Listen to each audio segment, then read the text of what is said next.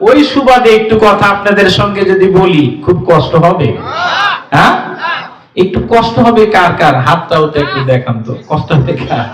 লিল্লাহে তাকবীর, লিল্লাহে তাকবীর। তাকবীর কেন দিলাম?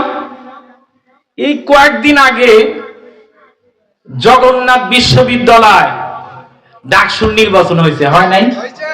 হয়েছে কিনা বলেন? এখানে কোনো রাজনৈতিক কথা না, কিন্তু কোরআন সুন্নাহর বিরুদ্ধে যদি কেউ কথা বলে, কেউ পদক্ষেপ নেয়, হোক সে আমার নেতা, তাকে ছাড় দেওয়া যাবে? জোরে বলেন যাবে? সব ছাড় দিয়েও আমি ছাড় দিতে পারি না। কেননা আল্লাহর কোরআন কাউকেই ছাড় দেওয়ার কথা আমাকে শিখায় নাই। আল্লাহর কোরআন শিখিয়েছে হক কথা যেখানে আছে সেটাই বলতে হবে। জেল হতে পারে, ফাঁস হতে পারে, কিন্তু হক কথা ছাড়া যাবে না। ঠিক কিনা বলেন? এদিন আবার বলি লিল্লাহে তাকবীর।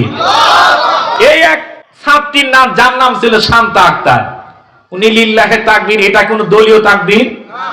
একটু আওয়াজ দিলেন না যে? দলীয় তাকবীর। আল্লাহু আকবারের আওয়াজ কোন দলীয় তাকবীর না।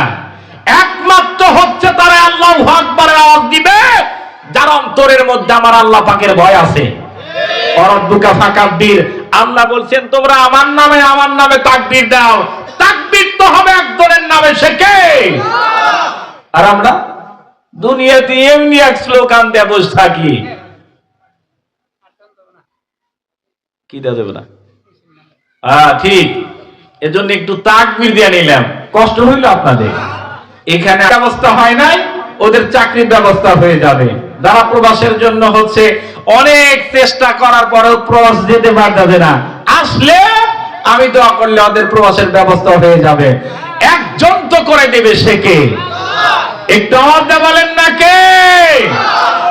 আল্লাহ। এজন্য সকল যুবক ভাইদেরকে বলবো, দেরি না করে অতি তাড়াতাড়ি তোমরা মাহফিলে চলে আসো। বিরিয়ানির ব্যবস্থা আছে।